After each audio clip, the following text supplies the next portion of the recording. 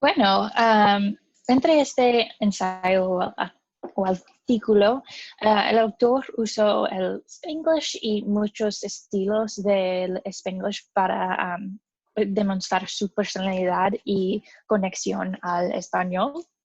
Un estilo que él usó fue el cambio de códigos, y el cambio de códigos es cuando un autor o una persona cambia entre dos lenguas o dos dialectos durante su conversación o su escrita. Y el autor lo usó cuando dijo, while she's in the bathroom, you might call one of your boys and say, yo lo hice, cabrón. Entre este ejemplo es claro que en su relación con sus amigos, el español es lo más fácil para usar.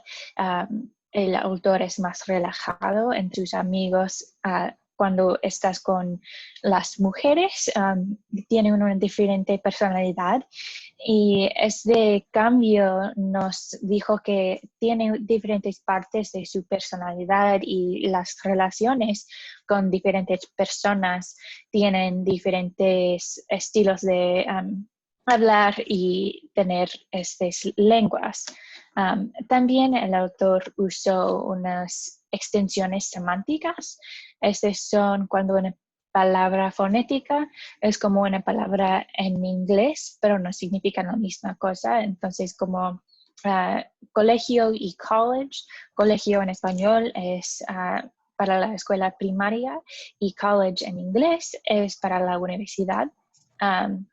El autor usó un ejemplo de esto cuando dijo la palabra campo, que significa un tipo de tierra, pero en inglés, para camp, es una acción de estar en la naturaleza. Y pienso que el autor usó estos tipos de tener español y inglés porque sus relaciones son diferentes con las lenguas y con sus familia y las mujeres y amigos. Y estos cambios nos dicen algo sobre su personalidad y cómo tiene diferentes partes para las dos lenguas. Sí, creo que lo mencionaste al principio que yo escogí la palabra Spanglish, que es la interacción entre el español y el inglés. Y para mí el ejemplo más resonante en el primer párrafo donde dice, and even though your moms knew you were sick, you stuck to your story until finally she said, go ahead and stay malcriado. I think for me, I read it in my mom's voice. lo sentí en mi ser. La palabra malcriado siempre tenía como un sentido como que te lo está diciendo tu mamá. Entonces, para mí, fue el párrafo que lo sentí más el uso. También escogí Mock Spanish, que es un término derogativo o ofensivo, usando el español. Entonces, para ese ejemplo, escogí el quinto párrafo. Es casi en medio. Dice, making it hard on the kids and viejas who are used to empty streets. Para mí es un término ofensivo, el término de viejas, aunque sé que culturalmente es aceptado hasta un punto, pero siendo una latina en los Estados Unidos, lo siento que es más un término derogativo. Entonces, para mí fue interesante en los dos ejemplos. Creo que el sentimiento tras la palabra malcriado y viejas da algún poder a cómo tú te sientes cuando estás leyendo el ensayo, lo cual fue que te evoca ciertas reacciones. Entonces, para mí fue importante que esas palabras estaban en el español. Muy buen ejemplo, muy buen ejemplo.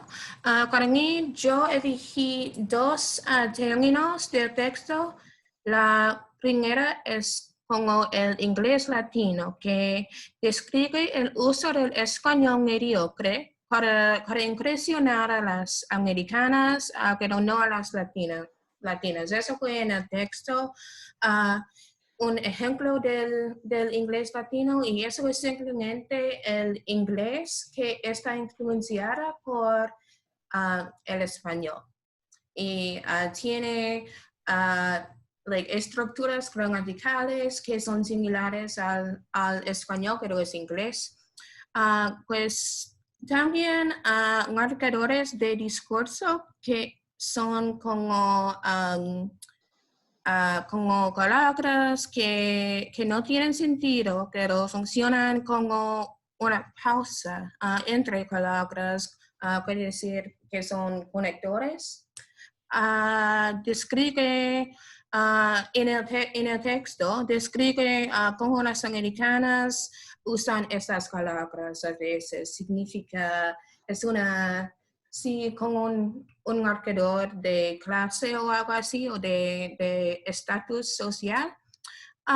Y sí, y ejemplos de estos son como like or en inglés, o bueno, o pues en español. Y sí, para mí fue muy interesante leer este ensayo porque había muchos ejemplos del Spanglish.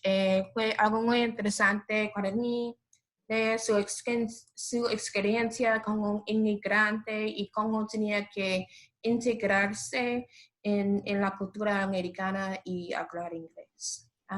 Entonces, muchas gracias por ver este video y hablamos pronto.